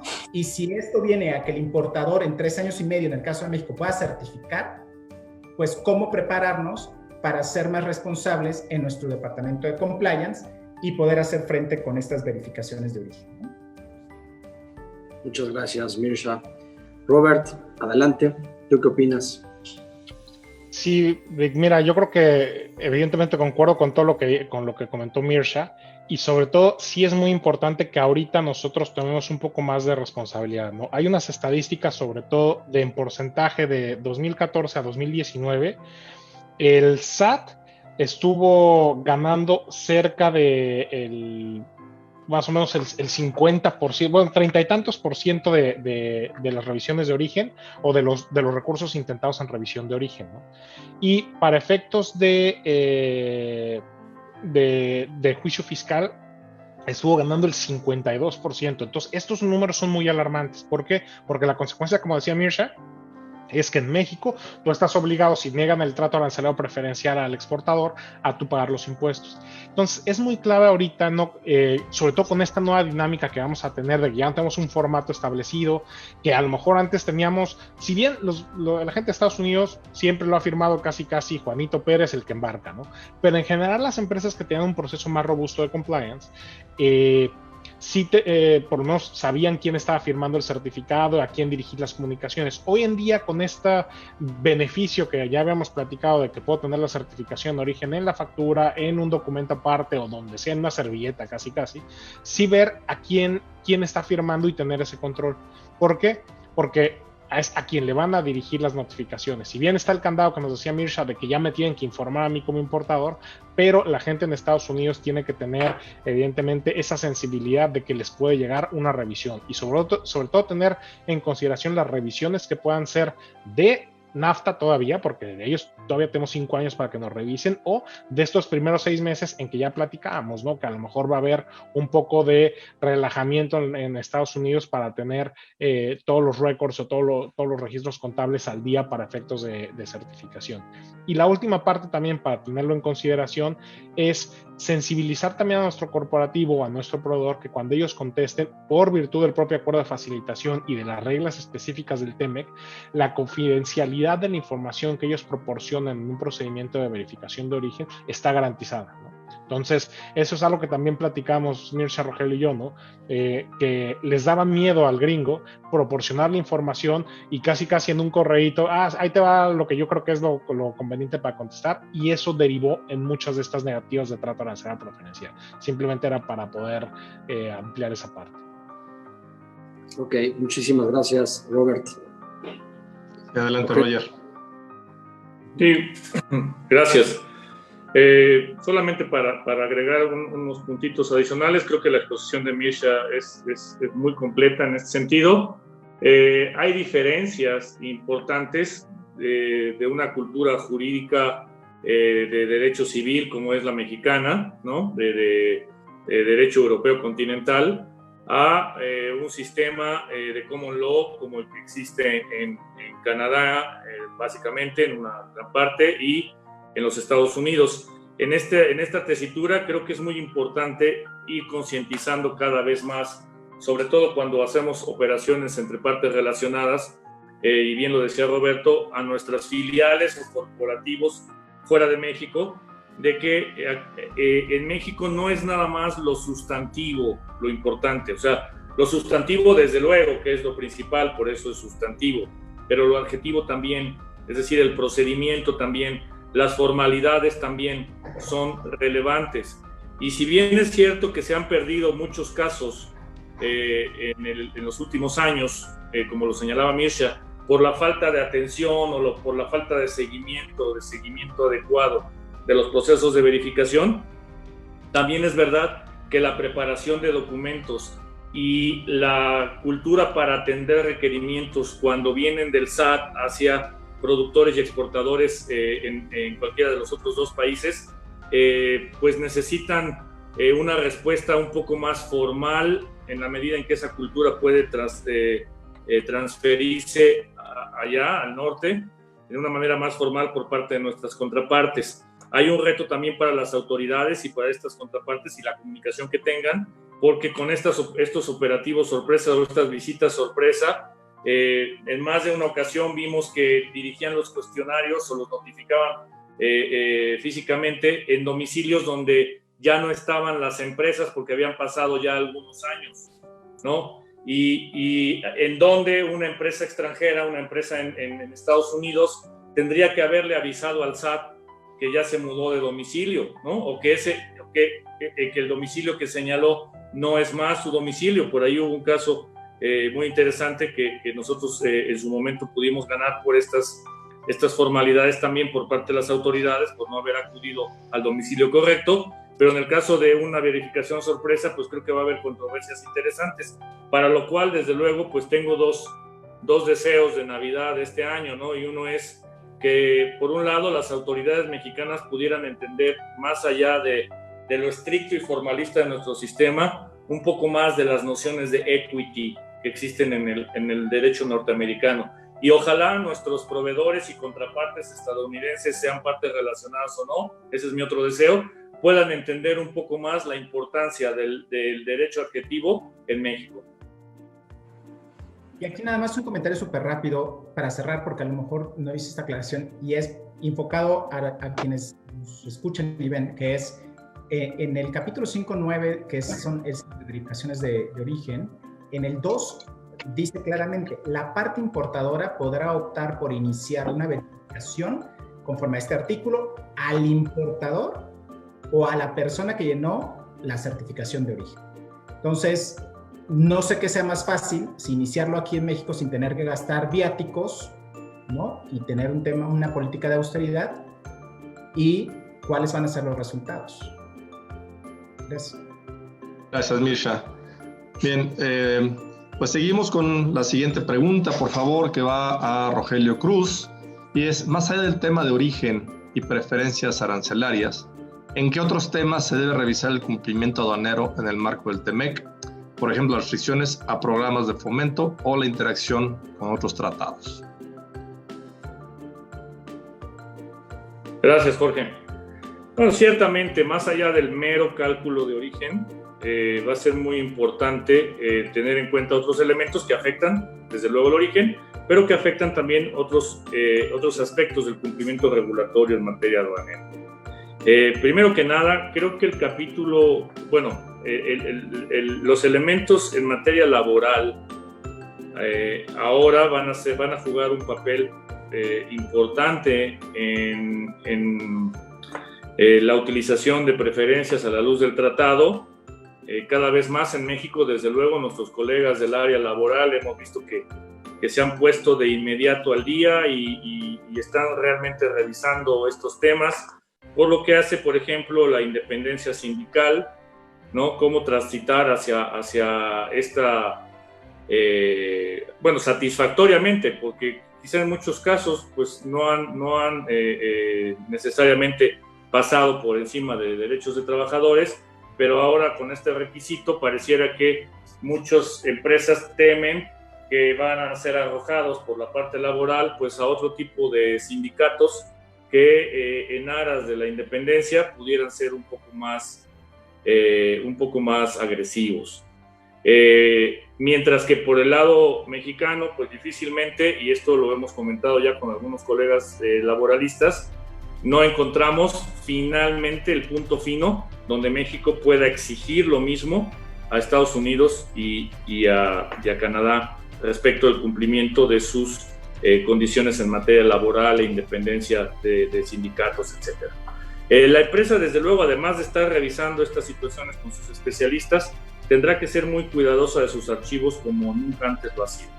Esto no es nuevo, vamos, o sea, esto es algo que deberían de haber cumplido hace mucho tiempo, pero nos damos cuenta que muchas empresas, por ejemplo, no solicitan su famoso data stage, o algunas la solicitan pero no saben qué hacer con él. Es una sábana, como se le dice en el medio, una sábana de datos, ¿no? Que difícilmente cuenta verdades, porque simplemente son números, son datos. A veces algunas revisiones no llegan más allá de decir, voy a verificar que estén todas las operaciones del mes y que no me hayan metido por ahí una operación fantasma, pero realmente una minería de datos es algo que poco se ha explotado en México.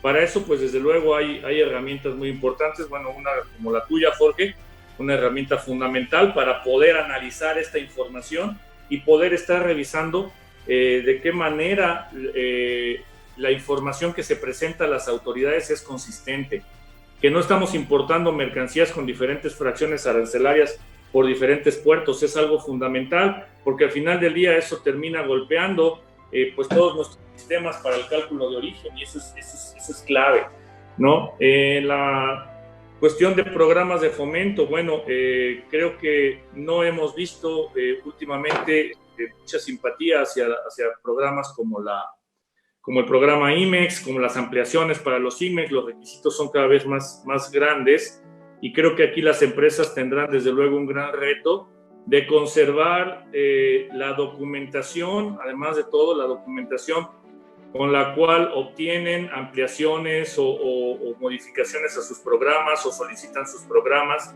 En la interacción con otros tratados de libre comercio, bueno, pues creo que la entrada en vigor del TEMEC también nos impone al sector privado hacer una revisión integral de cómo se está calculando el origen de mercancías procedentes de otras regiones con las cuales se tiene un acuerdo comercial, porque esto será clave para dar cumplimiento a disposiciones como la 205, que ahora antes era la 303. En tanto, hay que pagar un impuesto por los componentes que no son originarios de la región cuando finalmente se califica el producto final y se exporta a los Estados Unidos. Quedan algunas lagunas que esperamos con el tiempo van a venirse pues resolviendo entre autoridades y particulares. Creo que es muy importante, insisto, la clasificación arancelaria. Les compartía a mis colegas hace un momento que incluso productos pues respecto a los cuales no tendríamos ninguna duda sobre su origen mexicano, además por otros temas de propiedad intelectual como es el tequila. Ahora, con la nueva tarifa del Impuesto General de Importación y Exportación, vemos que un producto como el tequila pues tiene una nueva fracción arancelaria, ya va a una genérica y además con un número NICO. Y si nos distraemos porque estamos muy seguros de que nuestro producto no requiere mayor ajuste, podemos distraernos en temas de clasificación arancelaria y al final del día presentar una información imprecisa que redunde en diferencias de impuestos al final del día. Básicamente creo que son de los puntos más importantes que deberá cuidar la empresa para poder pues tener un desempeño óptimo en el comercio internacional a la luz del TEMEC. Muchas gracias, Rogelio. Muy bien. La siguiente pregunta, ¿es esta? Mirsha, esta pregunta va para ti. ¿Qué cambios podrían tener la actual cadena de suministros asiática en relación con el TEMEC? Bueno, la verdad es que ahí veo dos cosas. Una, en dos sectores principales, el textil vestido y automotriz, autopartes. Una era claro, porque el sector textil y vestido siempre ha sido restringido, y eso en todos los tratados a nivel mundial. Cuando tenemos una regla como Jump Forward, difícilmente permitimos que haya producción ajena a una región. Pero ahora creo que hay un mix en las reglas de origen textiles, porque en algunas nos permiten, o sea, nos facilitan, por ejemplo, en temas como forro, elásticos, bolsas de jeans, pero en otras nos restringen aún más. Entonces, esa parte del sector creo que la industria lo entiende, porque así ha sido la dinámica en los últimos años. En el caso de autopartes y automotriz, creo que se va a ver mucho más claro estos cambios en los años por venir, en el corto plazo incluso, porque tiene que ver con el sourcing. Y aquí hay dos cosas. Una era cuando teníamos estas cadenas de suministro incluso intracompañías, es decir, cuando nuestro corporativo está en Asia, tenemos una planta en México y exportamos a otra relacionada en Estados Unidos. Ahí tiene que haber un rediseño para poder buscar proveeduría nacional, por ejemplo, ¿no? Pero lo otro también es que muchos de las autopartes traen sobre todo acero, ¿no? Acero, aluminio de Corea, de China, y muchas autopartes también de alta tecnología. Eso va a tener que sufrir o una flexibilización, como decía Robert, en el sourcing dirigido, ¿no? Cuando te dicen solamente puedes comprarte aquí y acá, cómo flexibilizarlo para poder cumplir con las reglas de acero y aluminio. Y la otra es, y eso creo que puede ser positivo, si la industria nacional, sobre todo de autopartes, va a seguir invirtiendo o desarrollando infraestructura para poder dar un paso en los componentes que le vende a la industria terminal. Por ejemplo, sabemos que nuestra industria de autopartes se ha desarrollado, pero aún es fuerte en los componentes de tecnología menos desarrollada, como otros que se traen de proveeduría de propio Estados Unidos o de Asia. Entonces, creo que esa cadena de suministros sí tendrá que sufrir esos cambios, porque las reglas son mucho más restringidas hacia la región y principalmente, por supuesto, hacia los Estados Unidos. Entonces, creo que esa parte, las empresas o inversiones que verán más impactados son Corea, China y quizás Japón, ¿no?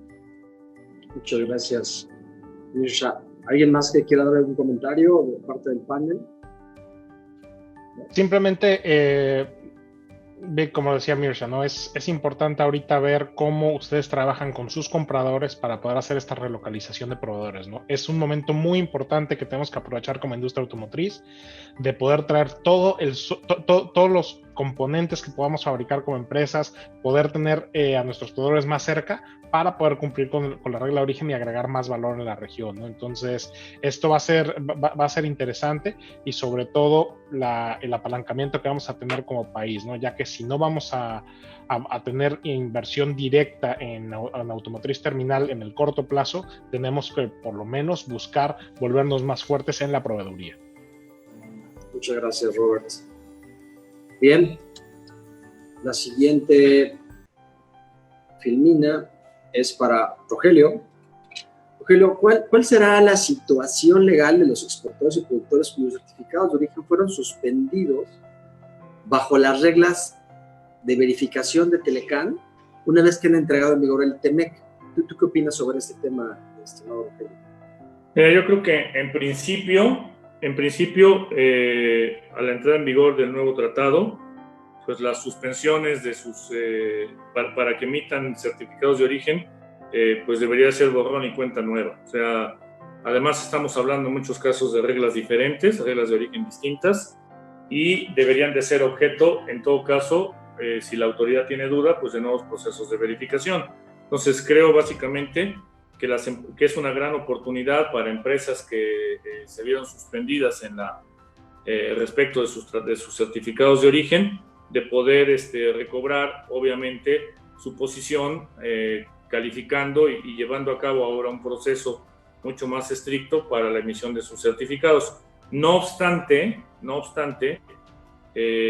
llama la atención la posición de la aduana mexicana, que ahora pone como primera finalidad la recaudación.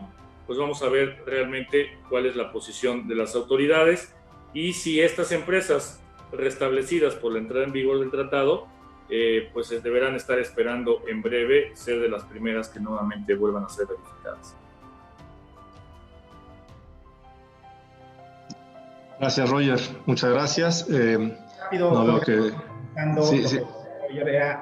Nada más, no nos olvidemos que no es un nuevo tratado que nunca existió. Como decía tanto Roger como Robert, venimos del Telecán.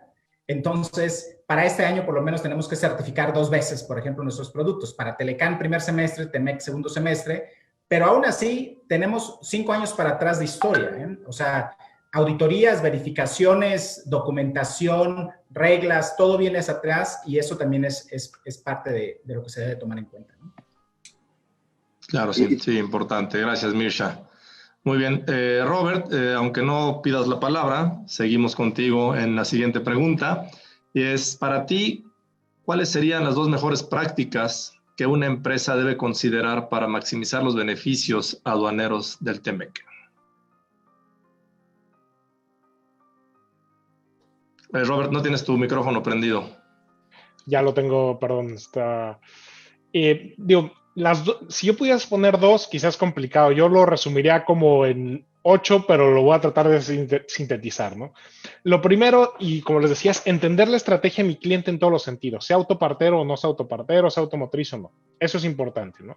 De ahí, asegurar sobre todo tener un procedimiento interno sólido.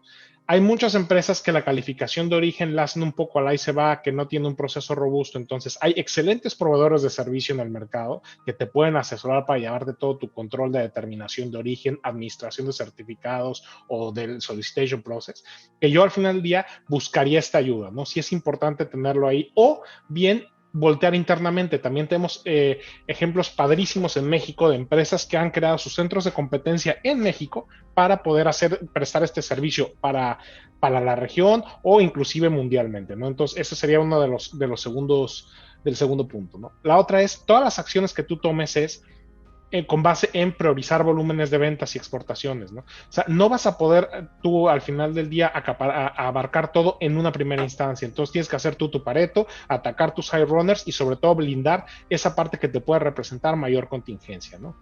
Otra es definir qué estrategia vas a utilizar tú para, en su caso, si lo necesitas, incrementar tu valor de contenido regional. Mirsha nos lo decía, oye, esta relocalización, nearshoring, reshoring, ¿cómo lo vas a hacer tú para poder tener tus proveedores cerca y que tus proveedores califiquen, ¿no? También estar atento a lo que vaya pasando específicamente con las peleas que existen ahorita Estados Unidos y Canadá con el aluminio, la estacionalidad con el tema mexicano y sobre todo cómo vaya a lo mejor teniendo estas diferencias comerciales Estados Unidos con otros de sus socios o no socios o países terceros, ¿no? Ya lo decíamos, sí tener muy clara tu regla de origen. Hemos visto, y los tres nos hemos topado con esto, de que hay empresas que no tienen clara su regla de origen. Analizar también otras actividades, otras alternativas de calificación. Oye, no califiqué por valor de contenido regional. Oye, pero checas a lo mejor si por de minimis tú podías calificar o si a lo mejor por promedios en la industria automotriz. Cada quien tiene que ver esta parte, cómo sí calificar y cómo se llama, y agotar todas las posibilidades antes de decir que mi producto no califica. Y finalmente, lo que decía Mirsha, importantísimo, y Rogelio, integrarte a esta proveeduría regional. Hay empresas en México muy exitosas que han establecido programas enteros de rebalancing, traer a mercados emergentes a sus proveedores y acompañarlos e irlos desarrollando, ¿no? Pensemos en los que somos CIMEX, que tienes un submaquilador de tallercito. Pues a lo mejor tu equipo de compras puede agarrar a un proveedor pequeño e ir creciendo junto con él conforme a las necesidades de tu empresa, y de esta manera vas garantizando que tú tengas un sourcing más económico y enfocado en tus necesidades. Quizás serían las mejores prácticas que yo pudiese decirles para que estén preparados. Y la última, que no es precisamente de cómo prepararse, sino lo que decía Mirsha, a mí me parece toral, y lo de Roger. Tus archivos. Parte del éxito de la defensa de una verificación de origen, del poder tener un análisis más completo, es tener tu información completa, tener una clasificación arancelaria consistente en todos tus productos, tener tus certificados y tener tus récords de producción por si te los piden, que tengas cómo te puedas defender, ¿no? Muchas gracias, Robert.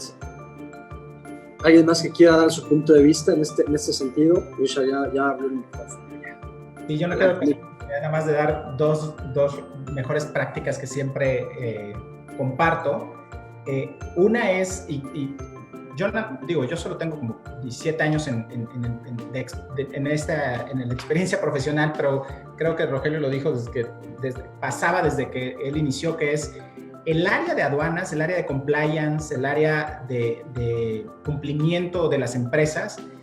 Pareciera que son paperwork, ¿no? Como que siempre han estado como ahí en la esquinita, arrumbados, solamente son trámites y la gente se entera que existen cuando viene una multa o un crédito o hay un PAMA. Creo que una mejor práctica es concientizar a las empresas de que el departamento de aduanas, de compliance, es importante como cualquier otra área y debe de haber una comunicación transversal, es decir, todas las áreas tienen que ver con el comercio exterior y quien coordina todos esos esfuerzos es justamente el departamento de aduanas o de compliance. Esa es una, entonces es fundamental. Y la otra es la responsabilidad contractual. No sé, esto pasa mayormente en México también por el tipo de derecho que ejercemos, porque en Estados Unidos es mucho más flexible, pero acá debemos tener contratos con nuestros socios comerciales, sobre todo si son los socios estratégicos como agentes aduanales, proveedores y clientes. Y perdón, Vic, pero ahí el agente aduanal es clave que tengamos un contrato claro de responsabilidades, qué haces, qué hago, hasta dónde te toca, hasta dónde me toca, y lo mismo con clientes y proveedores. Por ejemplo, si le estamos pidiendo un certificado de origen a una empresa y no nos lo quiere dar, y le decimos, pero según el tratado, no te lo doy, no viene en el contrato, no nos lo va a dar. No hay, es más, el tratado es claro en decirme, nadie está obligado a dar ninguna documentación a nadie. Entonces, teniendo contratos comerciales claros, creo que va a ser muy transparente las responsabilidades para cada uno. Muchas gracias, Mirsha. No sé si alguien quiere opinar algún otro tema. Tenemos algunas preguntas de público que me han hecho el equipo aquí a favor de redactar. Le voy a ceder la palabra a Alex para que nos haga favor de leerlas y posteriormente cada uno de los panelistas pueda tomar la respuesta de las preguntas que considere más más adecuadas a su perfil profesional. Entonces, si Alex me haces el favor de leerlas, si fueras tan amable, mi estimado socio y amigo Alex Bortolotti. Sí, ¿qué tal? Muy buenas tardes a todos. Buenas tardes, Rogelio, Mirsha. Pues aquí estamos a la orden y pues bueno, esta pregunta es abierta y es de interés al público. Dice, para el siguiente caso en lo sucesivo, la empresa A, que llamaremos como la empresa mexicana autopartera, tenemos la empresa B, que es una empresa estadounidense, que es la proveedora, tenemos la mercancía, que es un commodity, que viene en este caso viene siendo el metal. La empresa A importa el commodity proveniente de los Estados Unidos, el cual es utilizado para generar piezas establecidas como partes esenciales. La empresa B, en este caso la estadounidense, se ha negado a facilitar la certificación de origen para la empresa A, justificando que por ser Incoterm FCA y por el esquema Router Exporter Transaction no le corresponde facilitar dicho documento. Las áreas comerciales de la empresa A poco han logrado establecer a la empresa B la obligación de facilitar la certificación de origen. Explorando otras alternativas, la empresa A le ha solicitado a la empresa B certificado de molino y o declaración de origen, a lo que la empresa B se ha negado a facilitar ningún tipo de documento que compruebe el origen del commodity. ¿Qué se puede hacer? ¿A qué instancia gubernamental se puede acudir? Este caso encaja en el capítulo 31 de solución de controversias, de conformidad con al artículo 31.4. Esta pregunta, pues no sé si nos quiera apoyar cualquiera de los tres panelistas a responderla. Con todo gusto, adelante. Esta pregunta aparte va a generar honorarios porque está bien larga. Pero bueno, a ver quién de los... Ayer pobre Alex Bortolotti le faltó el aire cuando lo estaba leyendo de tan larga que está la pregunta. No, mira, desafortunadamente, y ahorita yo creo que Mirsha y Rogelio también con sus conocimientos puedan decir, pero este no es un tema que vaya del tratado, ¿no? Para empezar, hay que ver si el acero es de la región, ¿no? Para empezar, yo no sé por qué el proveedor no te está queriendo dar el certificado. Una puede ser que el acero no sea originario y no está obligado a dártelo. Entonces, aquí es un tema comercial, ya quien lo esté planteando ya ha dicho que los equipos comerciales no han podido cerrar algo, pues simplemente tienes dos opciones. Si eres automotriz, si no es un proveedor dirigido, entonces búscate otro proveedor que sí te quiera dar el certificado y que te quiera dar todo lo demás, ¿no? Si es un proveedor dirigido, entonces tú tienes que con tus equipos comerciales subirte con la OEM y decirle, el proveedor no me está dando esto, no me dice si el acero es originario o no. Entonces el arancel que yo pudiese estar pagando, no sé la fracción, pero puede ser de las que traigan todavía el arancel del 15%, que lo tengas que estar pagando, y la otra es que no me permite calificarte. Entonces te lo voy a tener que repercutir en el costo y evidentemente de mi producto yo no te voy a poder dar certificado, ¿no? Pero desafortunadamente no es algo que tú puedas exigir porque esto es un acuerdo de voluntades entre particulares. Nadie te obliga a comprarle a ese proveedor. Entonces, malo aquí fuera, o sea, podría ser una solución de controversias, ya sea Estado particular o entre particulares, si hubiese alguna diferencia como tal, pero en este caso, desafortunadamente es una relación meramente comercial y la única salida es esa, ¿no? Ir directamente con los equipos comerciales o buscarte a alguno quien sí te lo dé, ¿no? Y por eso el comentario de Mirsha es tan relevante que hacía anteriormente, ¿no? En su última intervención, el tener un contrato muy bien establecido con nuestros proveedores en dos vertientes. Una, si yo necesito que tu producto que me vendes sea originario, me lo tienes que garantizar por contrato y te tienes que obligar a darme certificado de molino, certificado, ¿cómo se llama?, de origen, bueno, documento de certificación de origen, de lo que sea. Y la otra es, ¿qué pasa si de alguna manera te revisan y la autoridad mexicana o la autoridad estadounidense o canadiense te dice, oye, no califica como originario? También incluir dentro de ese propio contrato de sourcing la responsabilidad de que te tendrán que pagar daños, perjuicios y evidentemente los impuestos que no hubieses pagado, ¿no? Ok, muchas gracias, Robert. Y bueno, pues entonces, resumidas cuentas, Robert, los contratos, como se ha venido expresando, se vuelven de vital importancia, y en este caso en la pregunta, pues el tema comercial, pues obviamente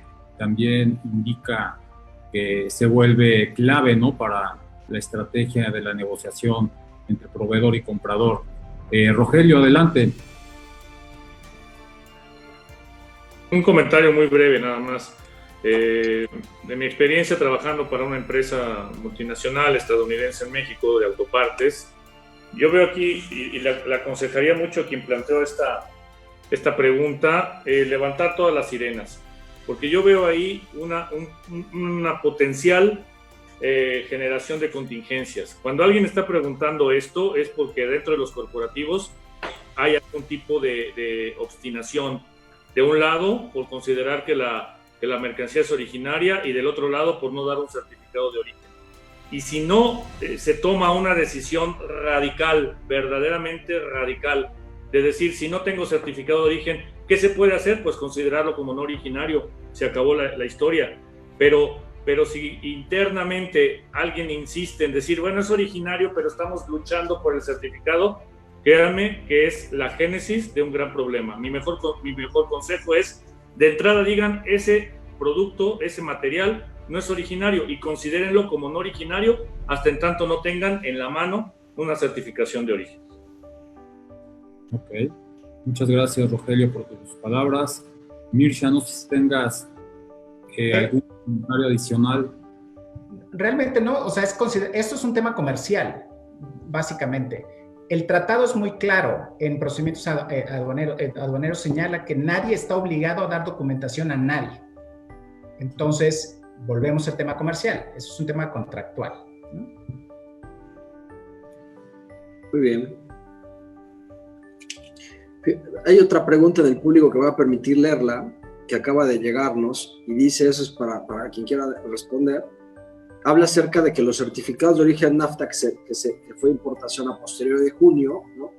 Una vez que se integra un producto, un material en un boom, ¿cómo va a ser, cómo podrá ser la integración para calificar un nuevo producto ya para USMCA, para el Estados Unidos? ¿Aplicaría esa certificación que se hizo en un momento de importación una vez que se integró el producto final? Es decir, el certificado de Telecan o de NAFTA sirve para un producto de TEMEC. Yo me voy a aventurar a ser el primero porque después me van a poder corregir Robert o Roger, pero en estricto sentido diría que no. Pero si nos metemos a escudriñar teoría del derecho, podríamos decir incluso que si el certificado cumple con los datos mínimos que te pide el TEMEC, porque no hay un formato y es un documento parte de, pudiera ser, nada más que ahí va a tener algunas inconsistencias, sobre todo en el blanket period y a lo mejor en algunos criterios, pero digamos, en estricto sentido no. Yo creo que sí, ampliando también lo de Mirsha, coincido. O sea, no puedes utilizarlo el certificado como tal. ¿Por qué? Porque a lo mejor no cubre el periodo y eso. Pero si la regla de origen es la misma, o al final ya no se modificó, y cuenta con los elementos mínimos, en principio pudieses tú tener indicios de que sí califica. Pero la recomendación real y práctica para efectos de una revisión es pide una nueva certificación de origen para ese producto en específico, ¿no? Entonces, mucho de la queja que tienen ahorita los proveedores es, oye, es que yo ya hice mi proceso y demás. Entonces, digo, verifica si no hay a lo mejor algo sustancial que cambie, simplemente dile, emíteme la nueva certificación conforme a TEMEC para poder yo estar cubierto para mi calificación, ¿no? Y ya lo que platicaba Mirsha, de irnos a ver si las discrepancias mínimas o estas diferencias mínimas pudiésemos también jugar un poquito con la interpretación, siendo más aventureros, ¿no? Si es que no te lo quieren dar, si ya no está el proveedor. Nos ha tocado casos ahorita de proveedores que ya salieron del negocio, fueron adquiridos, se fusionaron con otro, entonces quizá ya no están vivos, ¿no? Que quizás sería la salida de emergencia. Lo más conservador es verificar que si cumple, simplemente solicitarla nuevamente, ¿no? Pero así como práctica regular para todos sus productos, quizá no lo recomendaríamos, ¿no? Creo yo. Sí, bueno, para terminar, coincido con Roberto y con Mirsha. Sin embargo, creo que sí es muy importante, sobre todo ahora que comenzamos esta nueva experiencia de operar a la luz del TEMEC, establecer principios quizá en muchas situaciones demasiado radicales.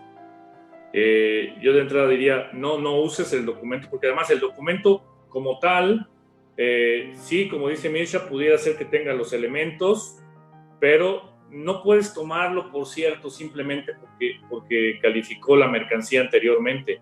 hay un trabajo adicional que hacer. Entonces, de entrada, yo creo que en tu plan de procedimientos internos debe decir, es un certificado NAFTA, de entrada digo no. Y ya una vez que digo no, digo, bueno, pero lo puedo usar como un antecedente o tengo que hacer un trabajo adicional para ver si lo utilizo. Pero hacer lo contrario y decir, bueno, pues de entrada lo más probable es que la regla de origen sea la misma y lo voy a usar a ver qué pasa. Bueno, eso realmente creo que es una apuesta que yo no le recomendaría.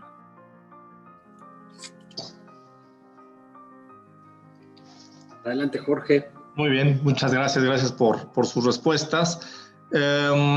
Bueno, no queremos dejar de aprovechar aquí entre las empresas que estamos llevando a cabo esta plática de compartir mi pantalla. Denme un segundo.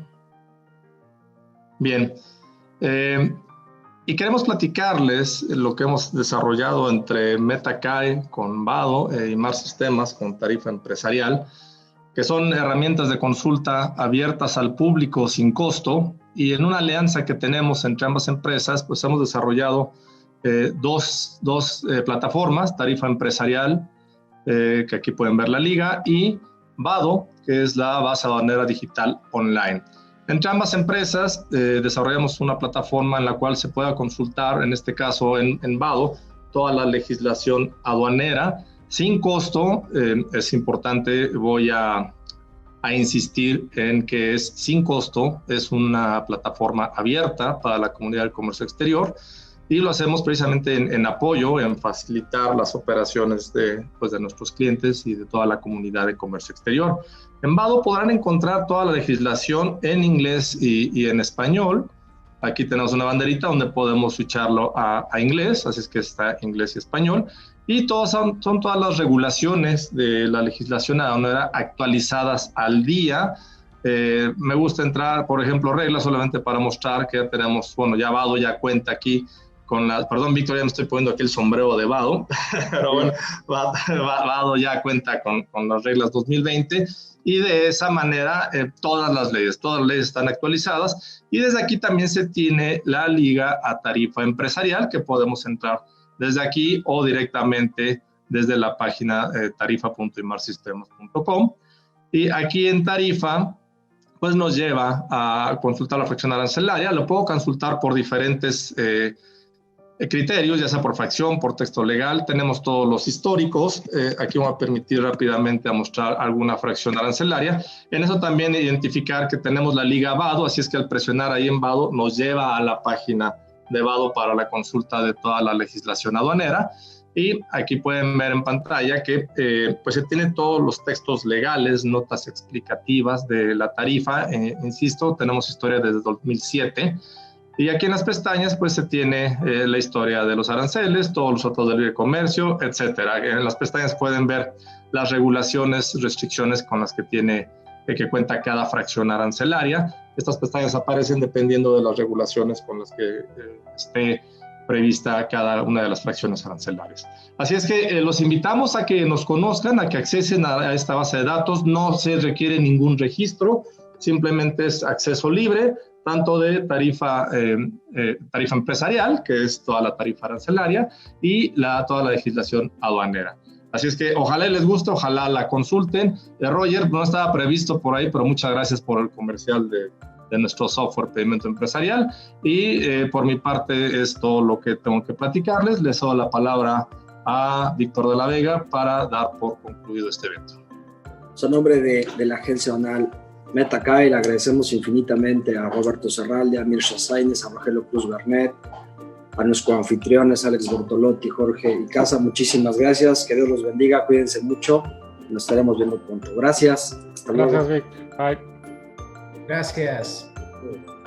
Gracias a todos. Luego.